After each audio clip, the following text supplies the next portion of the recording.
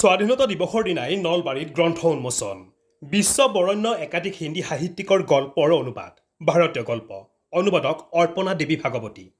নলবাৰীৰ মাজমজিয়াত বহু বিজ্ঞ সাহিত্যিকৰ জীপাল অনুভৱ জড়িত হৈ থকা সাহিত্য সমাজৰ সভাগৃহত অস্মিতা ভাগৱতীৰ কণ্ঠত সৰস্বতী বন্দনাৰে আৰম্ভ হোৱা আৰু সাহিত্য সমাজ নলবাৰীৰ সভাপতি হীৰেন্দ্ৰ কুমাৰ শৰ্মাৰ সভাপতিত্বত অনুষ্ঠিত হোৱা উন্মোচনী সভাত বন্তি প্ৰজ্বলন কৰে শিক্ষক উত্তম ভাগৱতীয়ে অনুবাদক অৰ্পণা দেৱী ভাগৱতীয়ে অনুবাদ কৰা ভাৰতীয় গল্প উন্মোচন কৰে বিশিষ্ট গল্পকাৰ ডাক্তৰ ৰাতুল চন্দ্ৰ ভট্টাচাৰ্যই ভাষণ প্ৰসংগত ভট্টাচাৰ্যই কয় যে গ্ৰন্থ এখন অনুবাদ কৰিব খুজিলে লিখকজনৰ প্ৰথমে দুইটা ভাষাৰ ওপৰত জ্ঞান থাকিব লাগিব অৰ্থাৎ অনুবাদ কৰিব বিচৰা কিতাপখনৰ ভাষা আৰু যিটো ভাষালৈ অনুবাদ কৰিব সেই ভাষাটোৰ জ্ঞান সম্পূৰ্ণৰূপে থাকিব লাগিব তেতিয়াহে লিখকজনে সফল হ'ব পাৰিব আমি আটাই জানো যে বিশ্ব সাহিত্যত অনেক মহৎ সৃষ্টি আছে বিভিন্ন ভাষাত হাজাৰ হাজাৰ ভাষাত সেই সকলো হাজাৰ হাজাৰ ভাষাৰ মহৎ গ্ৰন্থ আমি পঢ়া আমাৰ কাৰণে সম্ভৱ নহয় এই কাম সম্ভৱ হয় কেৱল মাত্ৰ অনুবাদৰ যোগেদি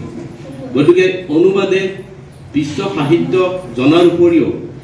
সেই সাহিত্য যি দেশৰ পৰা আহিছে যি জাতি বা সংস্কৃতিৰ পৰা আহিছে সেই সংস্কৃতিক জনাৰো এটা উপায় অনুবাদ কৰ্মৰ যোগেদি প্ৰথম কথা দ্বিতীয় কথা ভাষা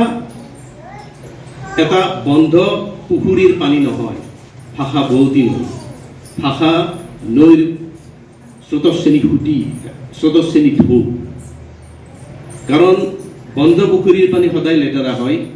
আৰু নৈৰ পানী সদায় পৰিষ্কাৰ পৰিচ্ছন্ন হয় এইবাবেই যে নৈত বিভিন্ন জান জুৰি আহি লগ হয় এই যে বিভিন্ন জান জুৰি আহি লগ হৈ নৈৰ পানী স্বচ্ছ কৰি তোলে ঠিক তেনেকৈ ভাষা এটাৰ স্বচ্ছতা বা ভাষা এটাৰ বিকাশ নিৰ্ভৰ কৰে সেই ভাষাটোত কিমান নতুন নতুন বস্তু আহি ভাষাটো সমৃদ্ধ কৰিছে তাৰ ওপৰত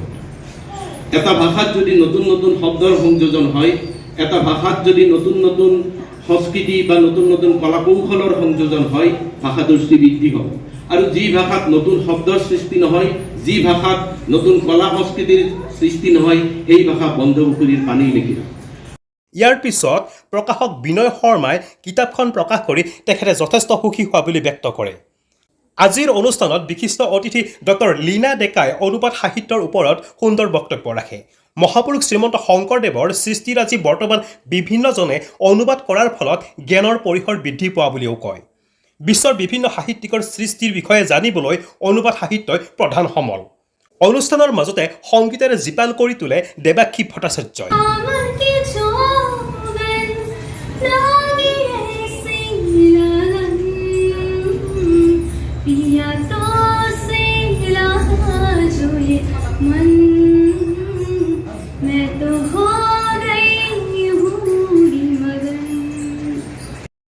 অধ্যাপক ডক্টৰ সুশান্ত কুমাৰ কাশ্যপে বিশ্ব সাহিত্যৰ কেইবাজনো সাহিত্যিকৰ অনুভৱ অনুভূতিৰে প্ৰকাশিত কিতাপবোৰ পঢ়াৰ কথাৰে সুন্দৰ ভাষণ ৰাখে ইয়াৰ পিছত সভাপতি হীৰেন্দ্ৰ কুমাৰ শৰ্মাই কাব্যিক সুলভ আৰু ভাষা সাহিত্যৰ বিষয়ে সুন্দৰ ভাষণ আৰু মন্তব্যৰে সভাপতিৰ ভাষণ দিয়ে কিছু কথা জানিলোঁ বহু কথাই জানিলোঁ বহু কথা জনাৰ সুযোগ আমি পালোঁ এনেবিলাক সমাৱেশে এনেবিলাক পৰিৱেশে আমাক বহু কথা জনাৰ সুযোগ দিয়ে অনুষ্ঠানৰ শেষত দীক্ষিতা দেৱীয়ে অনুষ্ঠানত অহা অগ্ৰজ আৰু অনুজসকলক শলাগৰ শৰাই জ্ঞাপন কৰে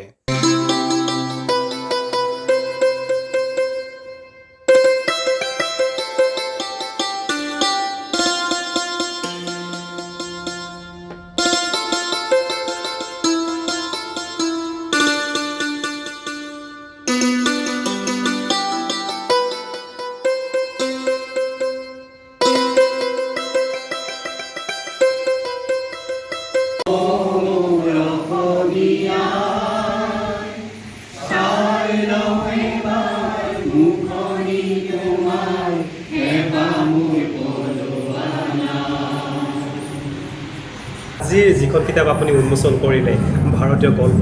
এই উন্মোচন কৰি আপোনাৰ অনুভৱ কেনেকুৱা আচলতে কথা কি কিতাপ এখন লিখাটো এটা সন্তান জন্ম দিয়াৰ সমান আনন্দৰ কথা গতিকে লিখকে কিতাপখন লিখিলে তেখেতে এটা সন্তান প্ৰসৱ কৰিলে আৰু তোমালোকে জানা ভাইটিসকলে জানা যে সন্তানটো প্ৰসৱ কৰাৰ সময়ত প্ৰসৱ কৰাৰ পিছত মাকে সন্তানটো লাভ কৰি যিমান আনন্দ পায় সেই সন্তান যিগৰাকী চিকিৎসকে জন্ম দিয়ে তেওঁৰো আনন্দটো সিমানেই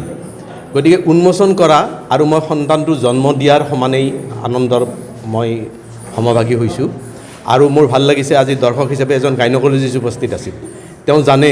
যে সন্তান এটা জন্ম দি চিকিৎসক হিচাপে কিমান আনন্দ লাভ কৰে গতিকে এই কিতাপখন উন্মোচন কৰিব পাই মই নথৈ আনন্দিত হৈছোঁ আৰু বিশেষকৈ এইখন অলপ ব্যতিক্ৰমীধৰ্মী কিতাপ এইকাৰণে যে হিন্দী সাহিত্যৰ স্বনামধন্য কেইবাগৰাকীও লিখকৰ গল্প ইয়াত সন্নিৱিষ্ট হৈ আছে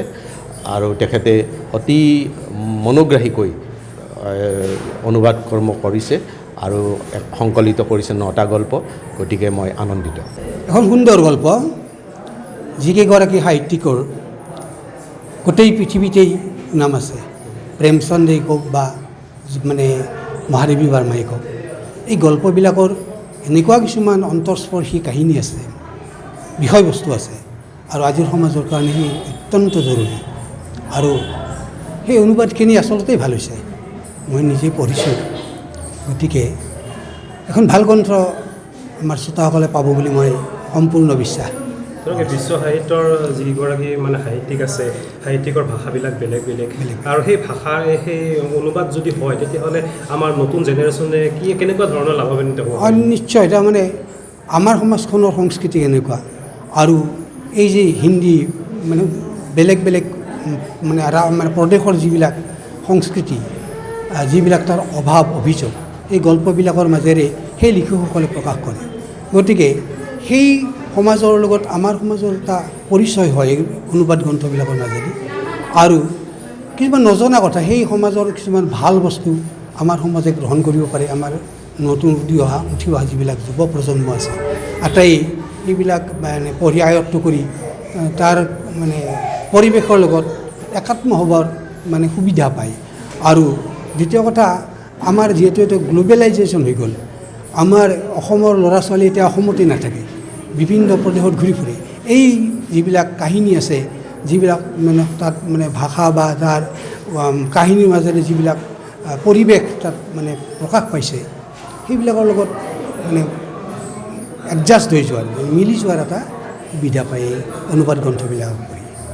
আজি যিখন গ্ৰন্থ উন্মোচন কৰা হ'ল এইখনৰ বিষয়ে অকণমান কওকচোন এইখন হ'ল মানে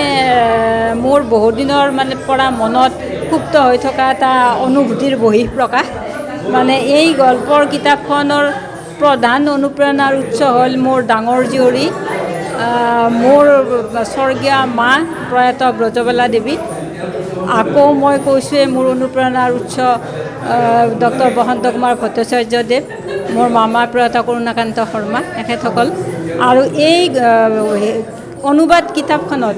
মই 5জন হিন্দী সাহিত্যিকৰ গল্প অনুবাদ কৰিছোঁ প্ৰেমচন্দৰ 5টা গল্প আছে জৈনেন্দ্ৰ কুমাৰৰ এটা মহাদেৱী বৰ্মাৰ এটা যশপালৰ এটা আৰু বিষ্ণু প্ৰভাকৰৰ এটা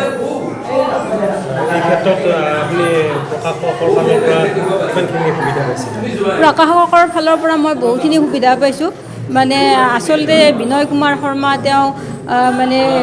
BM&, পাব্লিচাৰ্ছ এণ্ড প্ৰিণ্টাৰ্ছৰ মানে পৰিচালক ব্যৱসায়িক পৰিচালক তেখেতে এই ক্ষেত্ৰত মোক যথেষ্ট সহায় সুবিধা কৰি দিছে তেখেতে যদি মানে সহায় নকৰিলেহেঁতেন তেতিয়াহ'লে এই কিতাপখনে পোহৰৰ মুখ নেদেখিলেহেঁতেন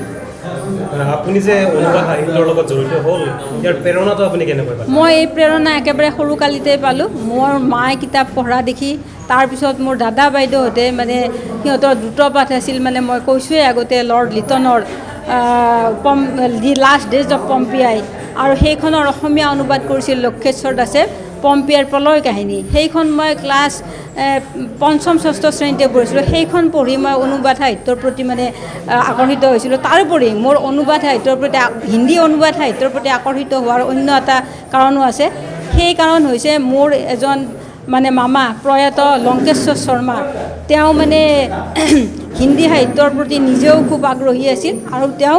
বিভিন্ন হিন্দী সাহিত্যৰ গল্প উপন্যাস আদি আনি মোক পঢ়িবলৈ দি উৎসাহিত কৰিছিল তেতিয়াৰ পৰাই মই তাৰমানে হাইস্কুলীয়া জীৱনৰ পৰা হিন্দী সাহিত্যৰ প্ৰতি আগ্ৰহী হৈছিলোঁ যদি কোনোবাই এখন কিতাপখন পঢ়িব বিচাৰে বজাৰত পাবনে এই কিতাপখন বজাৰত উপলব্ধ হ'ব মূল্য কিমানমান কৰিছে মূল্য 200 টকা কৃষকৰ ডাঙৰ জীয়ৰী হিচাপে আপুনি এই ক্ষেত্ৰত কেনেকুৱা ধৰণৰ সহায় কৰিছিলে? এনেই মাক মই ক'ব গ'লে মই যিহেতু ডাঙৰ জীয়ৰী মই মাক সৰুৰ পৰাই বহুত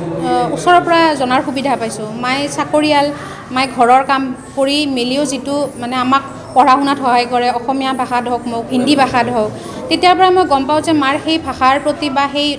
যিখিনি মানে সাহিত্যৰ প্ৰতি অত্যন্ত অনুৰাগ আছে। মায়ে নিজাকে চাকৰি জীৱনত মানে হিন্দী বিষয়ত মায়ে প্ৰবীণ কৰি পেলাই সেই বিষয়তো মায়ে মানে চাকৰি কৰি আছিল আৰু লগতে তেওঁ সংস্কৃতৰো ডিগ্ৰী কমপ্লিট কৰিছে। তো মাৰ পঢ়া শুনাত অত্যন্ত ধাউতি। মই যেতিয়া ইঞ্জিনিয়াৰিং পঢ়ি থাকোঁ সেই সময়ছোৱাত মায়ে আকৌ মোৰ লগত পঢ়ি পেলাই মায়ে BEd কৰিছে আৰু সেই সময়তো মই মাক কৈছিলোঁ যে মা তুমি যে ইমানখিনি বস্তু ইমানখিনি পঢ়া শুনা কৰিছা, এটা সময়ত কিন্তু এইখিনি বস্তু তুমি লিখিত হিচাপত কিছু উলিয়াব লাগিব। বহুত বছৰ পাৰ হৈ গ'ল, বিভিন্ন অসুবিধা হয়। যেতিয়া মায়ে লিখি আছে এই কিছু মানে এবছৰ দুবছৰ ধৰি মায়ে পৰিকল্পনা কৰি আছে, সেইখিনি সময়তো মই মাক দেখা পাইছোঁ মায়ে ভাত বনাই আছে, তাৰে মাজে মাজে আহি অকণমান লিখিও আছে, তাৰে মাজত আকৌ পঢ়িছেও। সেই এটা যিটো মাৰ আগ্ৰহ বা মায়ে যে এইখিনি জীয়াই ৰাখিছে নিজৰ মাজত, তাৰ কাৰণে মই মাক মানে মই সহায় কৰিবলগীয়া হোৱা নাই, মই নিজে অনুপ্ৰাণিত মাৰ পৰা। আৰু মই খালি এটাই লক্ষ্য কৰিছোঁ যে মা দেউতাৰ যিটো দুয়োৰে জীৱনশৈলী, দেউতাই ইটোৱে সিটোক পৰিপূৰক, দেউতাও চাকৰি কৰে মায়েও চাকৰি কৰে, ইজনে সিজনক যথেষ্ট সহায় কৰে। তাৰে মাজত দেউতাৰ সহযোগিতাও পাইছে মায়ে, আৰু এনেকৈ মায়ে নিজৰ যিটো এটা আগ্ৰহ সেইটোক জীয়াই ৰাখি এই কিতাপখন বহুত বছৰৰ মূৰত হ'লেও প্ৰাণ পাই উঠিছে। আৰু মই মাক এটা কথাই কৈছোঁ যে এইটো আৰম্ভণিহে, আৰু ভৱিষ্যতে আমি তেনেকুৱা বিভিন্ন ধৰণৰ আৰু লেখা মেলা মাৰ পৰা আশা কৰিছোঁ। থেংক ইউ, ধন্যবাদ। নিউজ ডেস্ক ৰিপৰ্ট ইত্যাদি A to Z।